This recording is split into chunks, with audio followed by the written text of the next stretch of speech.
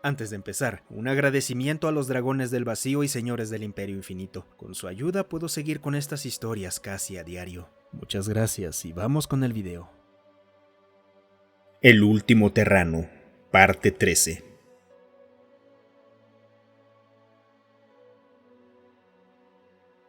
Seis horas mayormente incómodas después, un estruendo reverberó a través del esperanto. Blin se quedó congelada justo cuando estaba a punto de recoger una de las cartas que el terrano le había repartido mientras intentaba enseñarle un juego. Munto le había estado ayudando, pero el juego seguía una lógica extraña. El estallido pareció sobresaltar tanto a Rix como a Blin, y Rix prácticamente arrojó sus cartas antes de correr hacia la cubierta de mando. Ya había salido de la habitación y había bajado por el pasillo cuando Blin empezó a aflojarse sus plumas, lo suficiente como para querer seguirlo.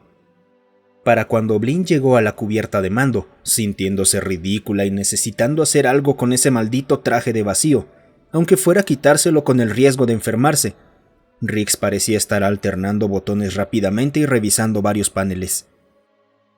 ¿Qué fue eso? Salimos del salto. Normalmente no es tan ruidoso, pero nunca había usado el modo manada. Tengo que asegurarme de que no dañamos nada. Solo por mencionarlo, parece que trajimos la estación con nosotros. Rix y Blin miraron por las ventanas y vieron que la estación efectivamente estaba ahí, o al menos la mayor parte de ella. Casi de inmediato las señales de fugas atmosféricas y daños estructurales graves se volvieron evidentes. Rix, con ayuda de Munto, se desacopló de la estación y se tomó un momento para orbitarla antes de volver a acoplarse.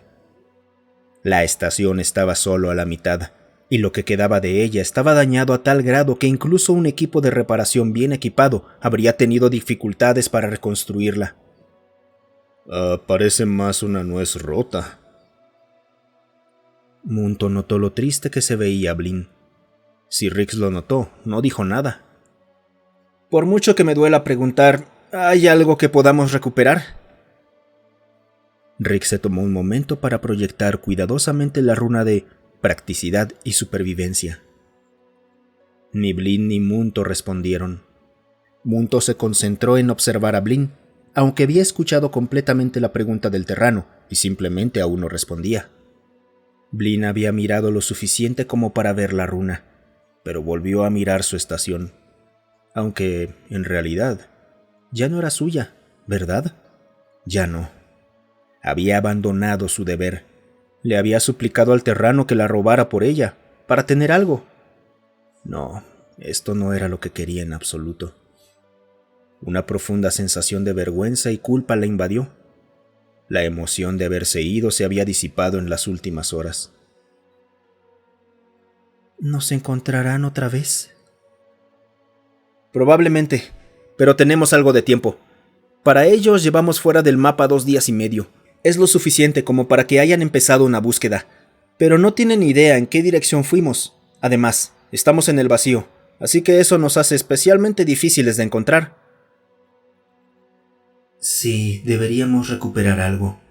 Si logramos rescatar el equipo adecuado, quizás podamos hacer que Blin pueda salir de este traje de vacío. Sí, por favor. Bien, entonces supongo que vamos a acoplarnos y ver lo que sobrevivió. Tus aposentos estaban dentro de la sección interna, así que eso debería seguir ahí. Rick señaló el diagrama escaneado de la estación medio desintegrada. ¿Algo más en lo que debamos fijarnos? El sistema atmosférico del Esperanto necesita ser reconstruido. El sistema atmosférico de la estación debería estar compuesto por suficientes unidades pequeñas como para que una de ellas pueda servir al Esperanto, y podríamos recuperar parte de ese espacio. Y solo una idea. ¿Podemos intentar conectarlo entre el casco interno y el externo y darnos algo de atmósfera para trabajar ahí fuera? No será mucho, pero al menos permitiría que uno o ambos salgamos de estos trajes mientras vemos qué podemos rescatar. Munto observó el espacio entre los cascos, las diversas máquinas que lo llenaban y las pilas de piezas y materiales distribuidas por todos lados. No era una mala idea, pero Munto no estaba seguro de qué tipo de trabajo pretendía hacer el terrano ahí, en medio del vacío. No había prestado mucha atención cuando salieron del salto. solo notó que las estrellas más cercanas estaban a 31 años luz y 52 años luz según una medición rápida, según lo que había descargado y comparado en términos de cartografía estelar. Ninguno de esos sistemas tenía planetas habitados en órbita. No era algo inesperado, pero aún así le tomó unos momentos ubicarse. El motor de salto los había empujado en el vacío aproximadamente a 8 sistemas de distancia. Sin embargo, Munto necesitaba saber algo. Riggs, ¿cómo hiciste el cálculo para nuestro salto sin las coordenadas adicionales? La verdad, giré el dial, comprobé que no nos fuera a soltar en medio de un sistema y me lancé. Pero eso fue antes de que entráramos en modo manada, así que no tenía idea que nos dejaría aquí. Eso parece imprudentemente arriesgado, el no haber recalculado antes de nuestro salto. ¿Ya viste lo que le hizo a la estación? ¿De verdad querías arriesgarte a que posiblemente destruyera a uno de tus compañeros Katy? Riggs parecía casi divertido, pero proyectó una runa de pregunta seria. Por supuesto que no. Entonces ahí lo tienes. ¿A dónde se suponía que íbamos a llegar si no te hubiera pedido que trajeras mi estación?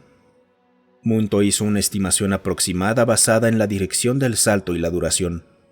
La expandió con el cálculo de distancia semilogarítmica que parecía ajustarse mejor a la distancia recorrida por el motor de salto en función del tiempo. La refinó con el segundo salto y la proyectó en una pantalla de la cubierta de mando. Creo que habíamos salido a unos 0.5 años luz de GSR-42185, un sistema deshabitado pero reclamado por los Drukiv. He escuchado historias sobre ellos, nunca he conocido a uno. Blin miró el mapa y pareció darse cuenta de lo lejos que habían llegado en tan poco tiempo. ¿Este es el secreto de la arqueotecnología? ¿Este motor superlumínico? Bueno, es arqueotecnología para ti. Era súper avanzado para la gente de mi época. Blin quiso replicar, pero algo dentro de ella la hizo contenerse. No era la parte terrana la que la detenía, y tampoco era que estuviera en la práctica, a su merced en esa nave. Lo pensó durante un largo momento. No, era porque el terrano frente a ella, aunque técnicamente no era un anciano en términos de edad cronológica, habría sido considerado un anciano en cualquier cultura que hubiera leído, incluso ficticia, y era debido a estar atrapado en hibernación.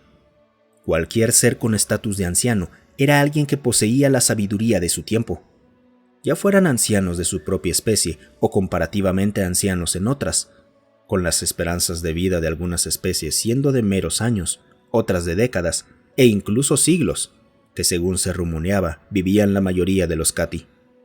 En teoría, Riggs debería ser algo así como un Tukit.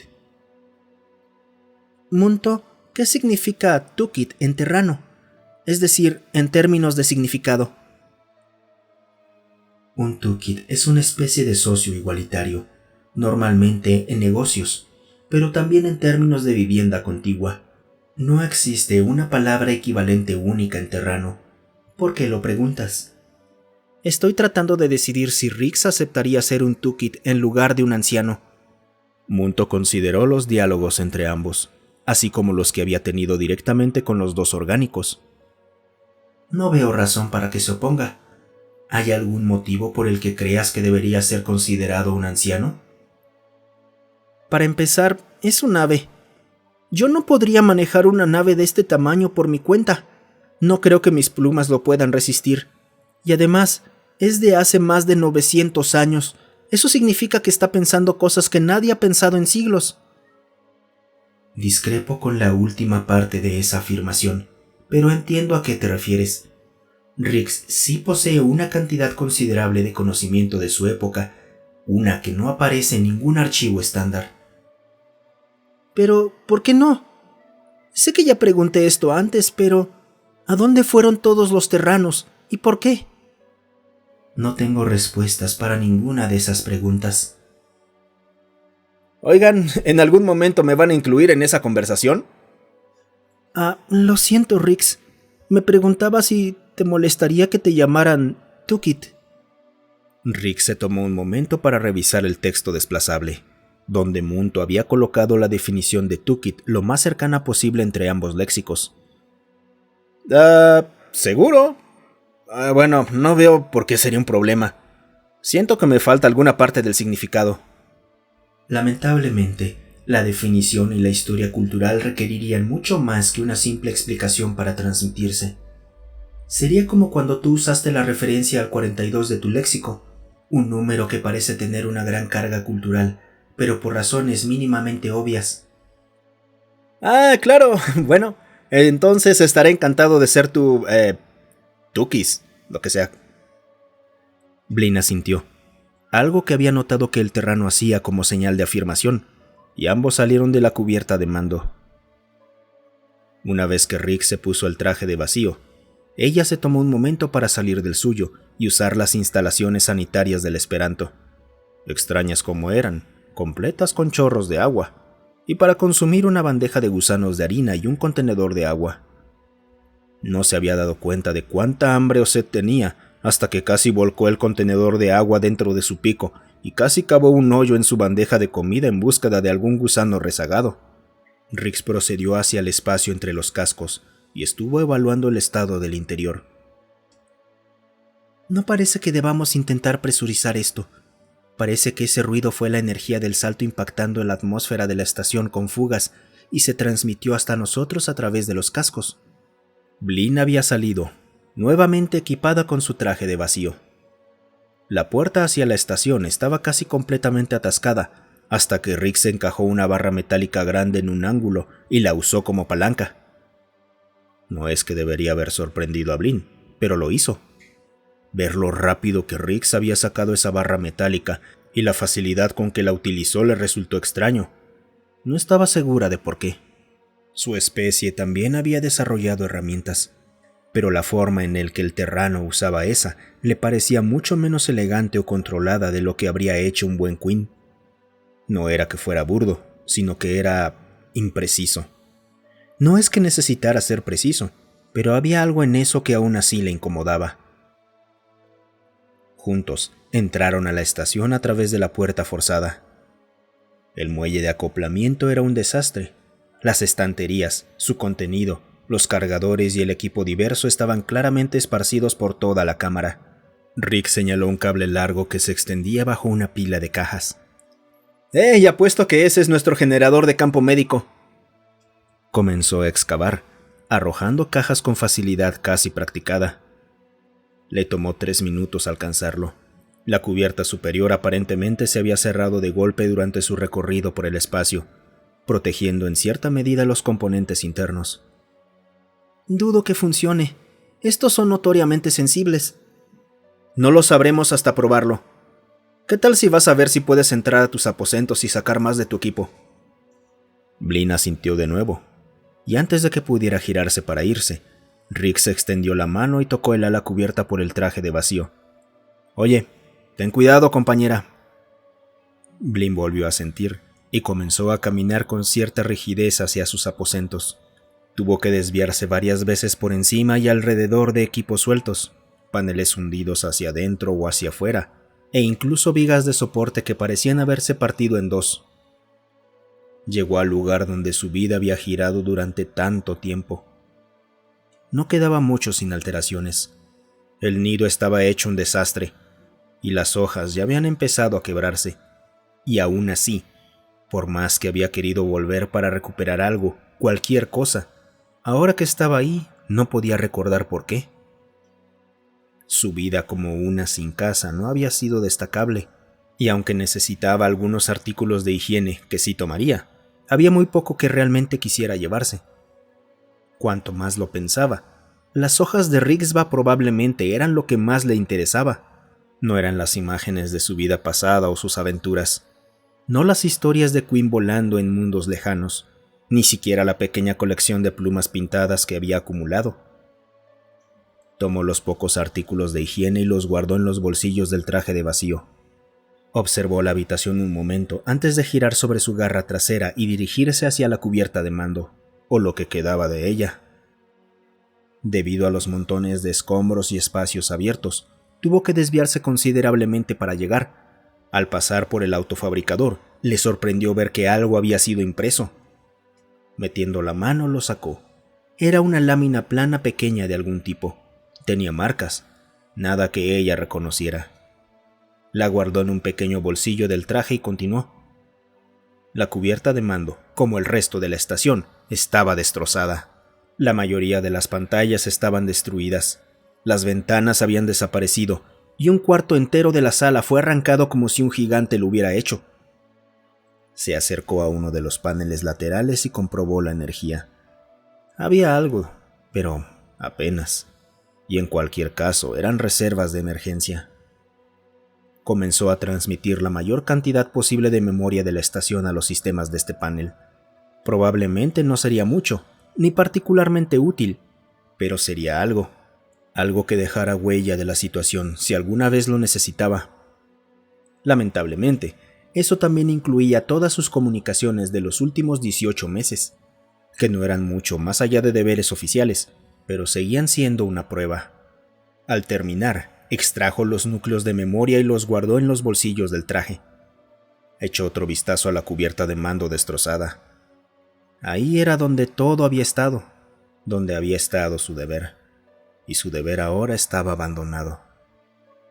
Estaba sirviendo a bordo de una estación terrana modificada. Había preguntado sobre eso durante los juegos de cartas, pero Riggs había estado extrañamente callado al respecto, y Munto no había dado ninguna explicación concreta. Lo único que Riggs confirmó fue que era una estación terrana del tipo Outbox. Blinn sospechaba que tenía que ver con la colonia que Riggs estaba buscando, y que Munto en realidad no sabía nada, pero había dejado el tema, optando por hablar sobre su antigua casa y explicar el concepto de sin casa a Riggs. Él lo había tomado bien, comparándolo con una subcultura de la Vieja Terra, que tenía una estructura de valores similar. Las historias que Riggs contaba sobre la Vieja Terra parecían fantasías extrañas a medio recordar, pero parecían hacerlo feliz. Así que Blinn se alegraba de escucharlas. Al apartarse de la cubierta de mando, regresó al muelle de acoplamiento, deteniéndose en el almacén de comida para recoger lo que pudiera de las raciones que no fueran gusanos de harina. La energía fallando significaba que los campos de estasis habían dejado de funcionar, así que los gusanos habían muerto en el vacío. Esperaba que lo que quedara aún fuera comestible. El muelle de acoplamiento seguía siendo un caos de cajas, con la notable ausencia de Riggs y el generador de campo médico. Tomó esto como señal de que él estaba trabajando para ponerlo en funcionamiento. Regresó al Esperanto, avanzó hacia el casco interno y entró. Una luz plateada la recibió casi de inmediato y parecía fluir por los pasillos. Era como mínimo inusual. Munto, ¿qué está pasando? Bienvenida de nuevo. He estado ajustando los parámetros del generador de campo médico. Uno de los ajustes es un área de efecto dinámica. Usando el plano del Esperanto, me he centrado en ajustarlo para cubrir la mayor cantidad de áreas posibles, de modo que tengas acceso suficiente en toda la nave. ¿Aún funciona? Sí, no con la misma eficiencia usando la energía del Esperanto, pero sí, funciona. ¡Fantástico! Comenzó a quitarse el traje, tomando solo un momento para dejar la pila de raciones. Empezó a abrir los bolsillos para sacar los núcleos de memoria, y el extraño objeto impreso cayó entre sus plumas. Munto, encontré algo en la impresora. ¿Imprimiste algo que tuviera escritura? No lo creo, pero no es imposible. ¿Qué fue lo que encontraste? Es como una antigua página de libro, de cuando los Queen aún eran de un solo planeta, pero no puedo leerlo. El caminante de Munto avanzó por el pasillo y giró para mirar la hoja. Ella se la entregó.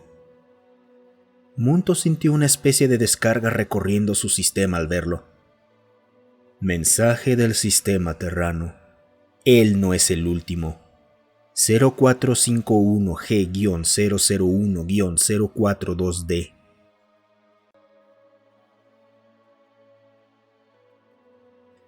Riggs reunió los mensajes en una sola pantalla.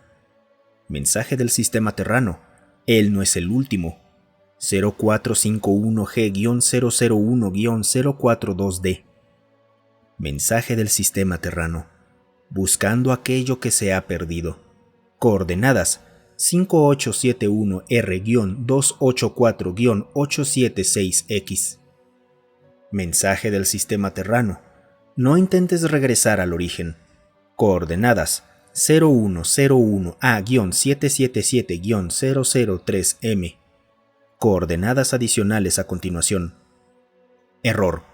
Mensaje del sistema terrano empieza. Parte, huye, corre. Más mensajes a continuación. Error. Curiosamente, sí los reconocía como un sistema de coordenadas de salto, pero también había un mensaje ahí. No lo había mencionado ni a Munto ni a Blin. No es que pudiera ser más que comunicación básica con Blin sin la ayuda de Munto. En cualquier caso, era un código antiguo del TSC. Solo su presencia lo hacía sospechar. Los únicos que sabían que él provenía de la TSC eran los Cati y él mismo. Munto había indicado que no habían dicho nada sobre el TSC, pero si los Cati estaban tan interconectados como parecía, no hacía falta ser un genio para revisar el historial de búsqueda. Y esta era la parte que más inquietaba a Rix. Alguien estaba monitoreando la red de los Cati y había logrado deducir que él era un terrano, que provenía del TSC y que tenía acceso a un motor de salto. No era algo imposible. En su propia época, hace unos 900 años, ya tenían una pseudointeligencia artificial capaz de este tipo de monitoreo de redes. Aún así, tendrían que ser extremadamente complejas para conectar todos estos puntos, especialmente para enviar un mensaje codificado con coordenadas de salto. Pero entonces, con artificiales como Munto viajando por las estrellas por su cuenta, casi sería extraño que no existiera una inteligencia artificial completa que estuviera dedicada a algo como el monitoreo de redes. Quizás eso era la matriz Cati. Munto no había podido proporcionar ninguna aclaración concreta sobre la matriz. Según su descripción, la matriz era más bien una especie de formulador maestro de los Cati, coordinando las acciones de varios Cati en relación con los orgánicos. Esa tarea no era inusual, pero incluso Munto parecía confundido sobre por qué una matriz tendría asignaciones deliberadas específicamente asociadas a los terranos, cuando este tipo de asignación podría incluirse por defecto en sus formulaciones. Rix no tenía respuestas para Munto, aún no. Abrió una aplicación antigua en su datapad y empezó a intentar descifrar el mensaje, como si usara un anillo decodificador. Sin conocer la frase clave, no podía adivinar fácilmente, así que recurrió al viejo truco de reorganizar las palabras entre los mensajes. Miró el mensaje más reciente. Él no es el último. Munto se había sorprendido al leerlo, y Blin se había sorprendido de que Rix no estuviera desbordado de alegría al saber que no estaba solo. Rix no estaba seguro de si era cierto, pero al menos era un pequeño consuelo creer, por el momento, que no era el último terrano en existencia. Blin se había tomado un tiempo para acicalarse. Sus plumas se habían enredado bastante tras pasar tanto tiempo en el traje de vacío. Munto había querido comenzar de inmediato a cargar el motor de salto y dirigirse hacia las coordenadas, pero Rix había insistido en que usara el caminante para escanear el resto de la estación con sensores de grado terrano, para ver qué se podía recuperar y qué se podía aprender sobre la historia de la estación. Munto había insistido en que eso no requeriría toda su atención y quería hablar con el terrano, pero Rix lo apartó con un gesto y se sentó en la cubierta de mando con su datapad, bloqueando las comunicaciones del dispositivo. Él busca el origen perdido. Parte. Era un mensaje. Corre hacia el origen. El último está perdido. Otro mensaje. Origen perdido. Él busca. Corre. Era la última variante. De esos mensajes, Rix prefería el primero y el tercero, pero le intrigaba el segundo. No estaba seguro de cuáles eran las coordenadas de origen del TSC, y desde luego, tampoco sabía cuáles eran las de la vieja Terra. Si esas coordenadas hubieran sido más conocidas, incluso dentro del TSC, alguien podría haber intentado usar el motor de salto como una especie de arma cinética. Después de ver los registros de lo que había ocurrido en el sistema de la colonia, Riggs tenía una idea bastante clara de lo sucedido. Aunque su situación era distinta, para que la mayor parte de la flota colonial emergiera del salto dentro o lo suficientemente cerca de planetas y planetoides como para detonarlos efectivamente, habría sido necesario un error de cálculo grave, o sabotaje. Por mucho que Riggs quisiera creer que la incompetencia había jugado un papel más importante, había visto cómo se lanzaban las sondas para mapear el sistema y regresar. No había forma de que el grupo de navegación de la administración colonial hubiera pasado por alto planetas enteros en su escaneo, a menos que fuera sabotaje. Y esta siempre era una posibilidad incómoda, que las sondas hubieran ido al sistema equivocado, y que algún factor entre el motor de salto y el tamaño de las naves las hubiera desviado lo suficiente como para que existiera una diferencia relevante entre las sondas y las naves coloniales. Tal vez algún cálculo redondeado incorrectamente. Eso no explicaría por qué no detectaron la diferencia, ya que las estrellas seguían siendo lo suficientemente distintas como para no confundir sistemas, lo que volvía a llevar a Riggs a la teoría del sabotaje. Y aún así no le gustaba. Una colonia no representaba realmente una amenaza para nadie, especialmente estando tan lejos como planeaban ir. Incluso el TCC solo se preocuparía por colonias en su propia región. No tendrían que preocuparse por una tan distante que debería ser prácticamente autosuficiente desde el primer día. La incompetencia se volvía a asomar. Tampoco era imposible que quien debiera certificar el sistema como apto para la colonia simplemente hubiera echado un vistazo a los informes de las sondas y al plan de viaje y lo hubiera aprobado sin más. Dada la distancia implicada y el tiempo en salto, también era posible que simplemente se hubieran olvidado de considerar el cambio en las posiciones planetarias del sistema durante las casi 100 semanas de vuelo, frente a las 10 que experimentaría la tripulación. Eso al menos tendría sentido como un descuido, especialmente con un motor de salto tan nuevo y secreto dentro del TSC. Y en cierto modo, la incompetencia es una forma de sabotaje, solo que no deliberada ni maliciosa. Después de todo, ¿cuántas veces su propia documentación oficial había sido arruinada por distintos funcionarios a lo largo de los años? Riggs decidió que le gustaba la primera variante, y usó ese patrón para descifrar el sistema de coordenadas asociado. 0451G001-587-1R-876X-003M-001-777-284. Con eso introdujo las coordenadas en la herramienta de navegación que el líder de la colonia había insistido en que todos instalaran. Por esta vez, Riggs agradecía haberlo hecho, aunque la cartografía estelar ocupaba una parte considerable de la memoria del datapad.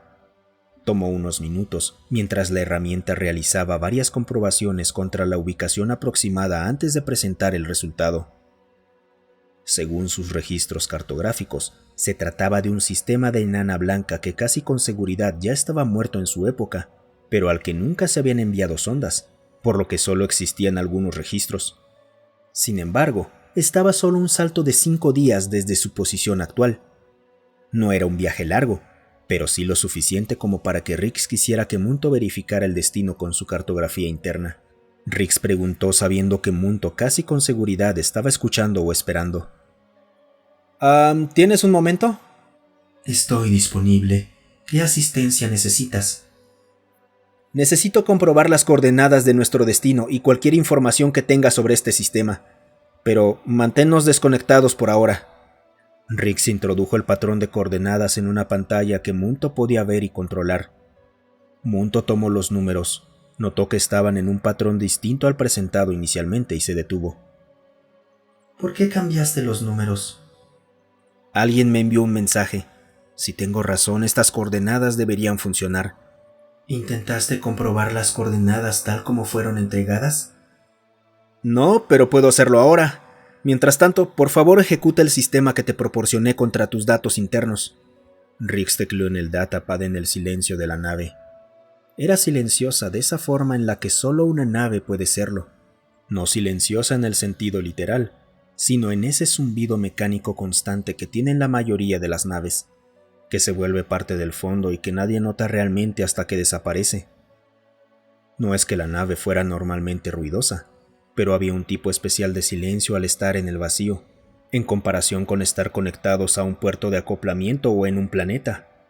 Las vibraciones parecían disiparse en el vacío por momentos, haciendo que todo se sintiera aún más silencioso.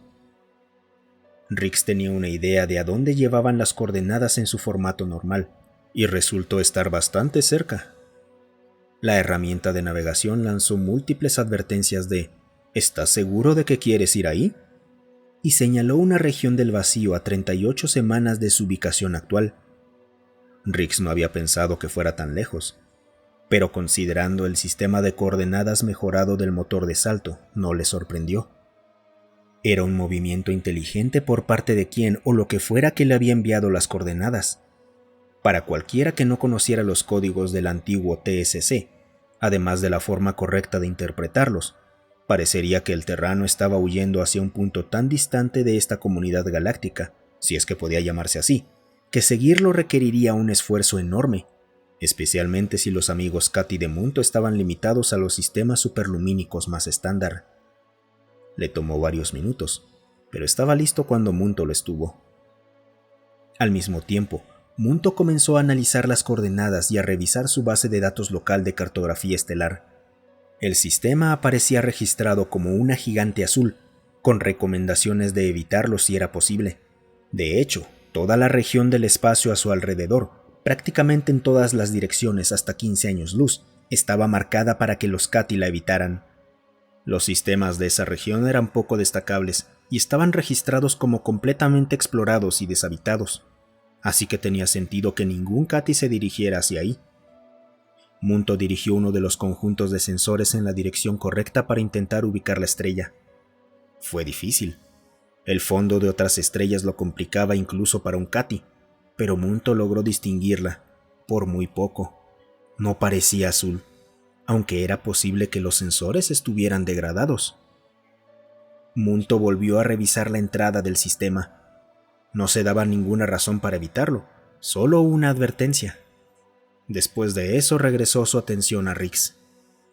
He localizado el sistema. Aparece registrado como una gigante azul, con notas indicando que los Cati deben evitarlo. Toda la región parece estar delimitada hasta 15 años luz a su alrededor.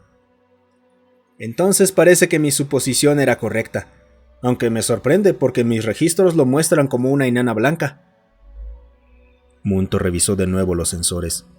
Eso coincidía más con lo que podía percibir, pero sería extremadamente extraño que la base de datos del Terrano fuera más precisa que la suya. Eso coincide con las lecturas de los sensores desde aquí, pero me resulta confuso que tu base de datos sea más precisa que la mía. No soy astrónomo, pero sé que algunas personas dedicaban toda su vida a observar el cielo. Quizás simplemente miraron durante mucho más tiempo en esa dirección. Algunos de los proyectos más importantes de la vieja Tierra antes del superlumínico estaban relacionados con la astronomía de larga distancia. Munto no quedó muy satisfecho con esta respuesta, pero no dijo nada. El extraño proceso en el fondo de su sistema también pareció quejarse. Revisé la ubicación tal como fue entregada. Las coordenadas indican un salto de 38 semanas para llegar, si es que son correctas y no están codificadas. ¿38 semanas? ¿Te refieres a 38 semanas dentro del salto y 380 semanas en tiempo estándar? Exacto. No podríamos lograrlo sin morir de hambre o agotar los sistemas de fusión. La duración máxima del Esperanto es de 22 semanas sin reabastecimiento, y no hay masa que pueda recoger en el salto. Al menos eso es lo que siempre me dijeron. Munto no estaba dispuesto a dudar del Terrano en ese momento, y solo pudo contemplar el registro cartográfico, tan lejos de la región mapeada que parecía poco más que un "aquí hay dragones", en un antiguo mapa terrano dibujado a mano.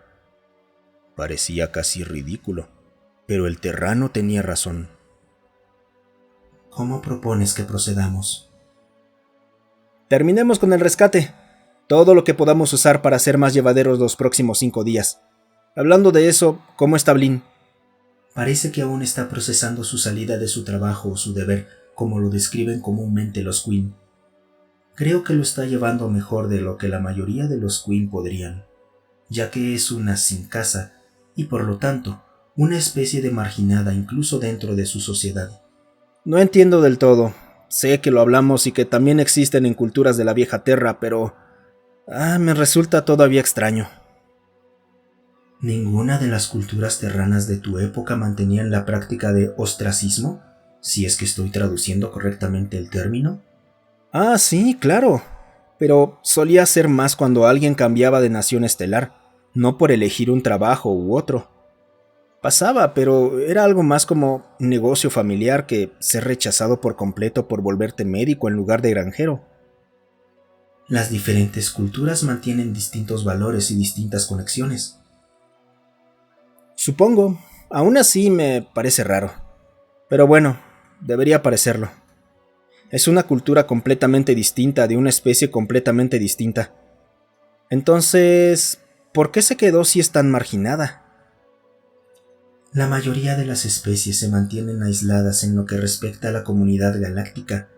De hecho, hay muy pocas que interactúan más allá de lo comercial, e incluso esos pocos xenófilos que viajan con frecuencia suelen experimentar dificultades significativas, lo que hace que sea aún menos deseable para cualquier representante de una especie que no esté en una misión oficial.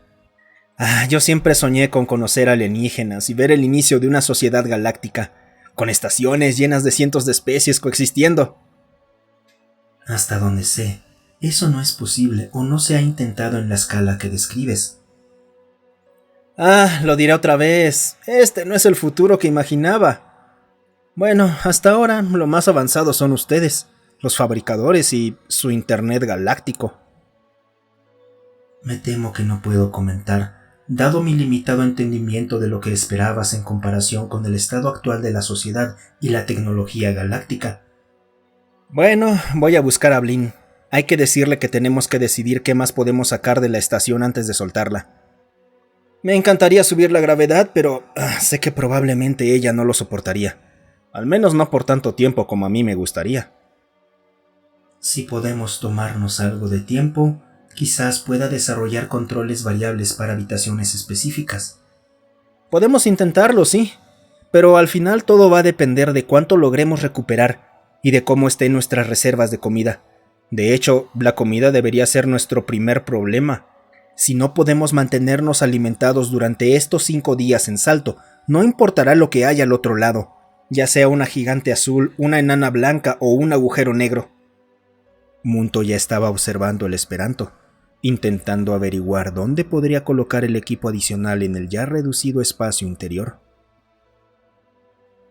Muchas gracias por quedarte hasta el final. Si te ha gustado el video, considera darle me gusta, suscribirte y comentar. Eso ayuda a que estas historias lleguen a más gente. Además, si tienes alguna historia propia o que quieras sugerir, considera unirte a nuestro Discord. Estoy ahí casi todos los días. El link para unirse está en la descripción.